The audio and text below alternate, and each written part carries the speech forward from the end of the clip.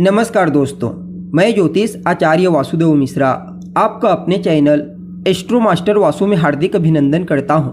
दोस्तों, आज का यह ज्योतिष का कार्यक्रम आप सभी कन्या राशि वालों के लिए दैत्य गुरु शुक्राचार्य के वक्री चाल प्रभाव को लेकर बड़ा ही खास कार्यक्रम साबित होगा। जी हां, दैत्य गुरु शुक्र बीते 2 मार्च 2025 की प्रातःकाल 6:28 पर अपनी वर्तमान उच्च राशि मीन राशि में ही रहते हुए मार्गी से वक्री हो चुके हैं और आने वाले अप्रैल महीने की 13 तारीख तक 13 अप्रैल तक वहीं पर रहते हुए आपको परिणाम प्रदान करेंगे और इसके पश्चात पुनः मीन राशि में ही वक्री से मार्गी हो जाएंगे। तो ऐसे में दैत्य गुरु शुक्र का अपनी उच्च राशि से वक्री चाल आप सभी कन्या राशि वालों के लिए क्या परिणाम लेकर आया है। इस गोचर काल के दौरान शुक्र जीवन के किन किन क्षेत्रों में आपको शुभ परिणाम प्रदान करेंगे, तो किन किन क्षेत्रों में आपको सावधानी बरतनी होगी और किस प्रकार शुक्र की ताकत 3 जगह से आपको बड़ा लाभ दिलाएगी, सभी बातें बहुत ही विस्तार के साथ आपको बताएंगे। इसलिए वीडियो को लास्ट तक देखिए और अगर आप अपनी जन्म कुंडली पर हमसे परामर्श लेना चाहते हैं तो आपको हमारा कॉन्टैक्ट नंबर स्क्रीन पर और डिस्क्रिप्शन बॉक्स में मिल जाएगा, जहां से आप व्हाट्सएप के थ्रू अपॉइंटमेंट लेकर अपनी जन्म कुंडली का बड़ी बारीकी से अध्ययन करा सकते हैं। वैसे देखा जाए तो शुक्र का एक राशि में गोचर ज़्यादा दिनों तक नहीं होता। इनका जो गोचर काल होता है ना दोस्तों, लगभग 25 से 30 दिनों तक का होता है, लेकिन इनका व्यापक प्रभाव हमारे जीवन काल में देखने को मिलता है। चाहे फिर ऐश्वर्य के रूप में हो, सौंदर्य के रूप में, आकर्षण के रूप में, गीत संगीत कला के रूप में, शुक्र अपने इन्हीं कारकत्वों के चलते हमारे जीवन के विभिन्न पहलुओं को प्रभावित करते हैं।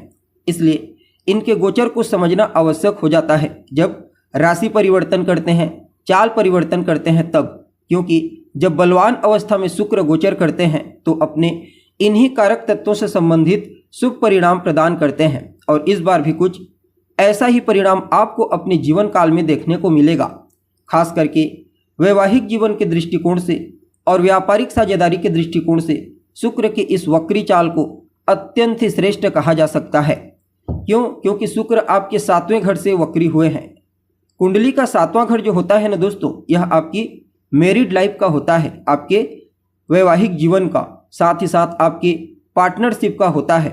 इसलिए इस गोचर काल के दौरान शुक्र आपके वैवाहिक जीवन को हर प्रकार से सुखमय बनाने का प्रयास करेंगे, क्योंकि शुक्र भी तो स्वयं एक शुभ ग्रह है और वैवाहिक जीवन के नैसर्गिक कारक ग्रह और वक्र अवस्था में होने के चलते चेष्टा बल से परिपूर्ण है।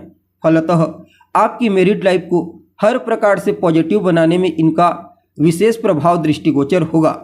इसलिए शुक्र के इस वक्री चाल को आपके मैरिड लाइफ के दृष्टिकोण से कुछ ज़्यादा ही बेहतर कहा जा सकता है। लाइफ पार्टनर के साथ पहले के कंपेयर में आपके रिश्ते तालमेल और ज़्यादा बेहतर होंगे। एक दूसरे के प्रति सहयोग की भावना, प्रेम की भावना, समर्पण की भावना मजबूत होगी और जो जातक अविवाहित हैं उनके लिए भी विवाह के कुछ अच्छे प्रस्ताव आने की प्रबल संभावना है। अच्छे खानदान से, अच्छे घरों से अगर आप विवाह के लिए इच्छुक हैं और अगर आपके जीवन में अभी वर्तमान समय में किसी शुभ ग्रह की महादशा एक्टिव है या फिर किसी ऐसे ग्रह की दशा जो आपके सप्तम भाव से कनेक्टेड है, तो निश्चित तौर पर इस गोचर काल के दौरान दैत्य गुरु शुक्र और देव गुरु बृहस्पति, ये दोनों ग्रह मिलकर के आपको विवाह के बंधन में बांधेंगे।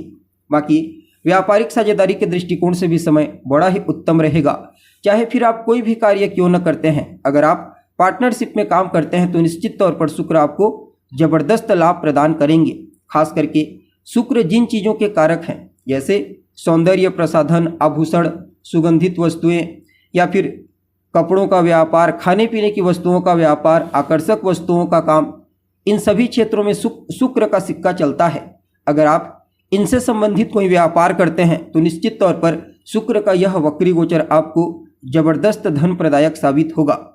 इवन जीवन साथी के सहयोग से भी अर्थ की प्राप्ति होने की प्रबल संभावना नजर आ रही है, क्योंकि दैत्य गुरु शुक्र आपके लाइफ पार्टनर को बड़ा ही तेजस्वी, बुद्धिमान, ज्ञानवान, समझदार, आकर्षक और टैलेंटेड बनाएंगे। तो निश्चित तौर पर आपका लाइफ पार्टनर भी इस गोचर काल के दौरान आपके जीवन में एक महत्वपूर्ण भूमिका निभाएगा।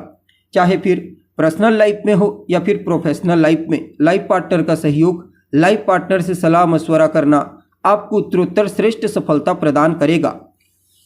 देखिए, शुक्र स्वयं भौतिक सुख सुविधाओं के कारक ग्रह हैं और देवगुरु बृहस्पति के साथ परिवर्तन योग में हैं, जो वृद्धि के कारक हैं।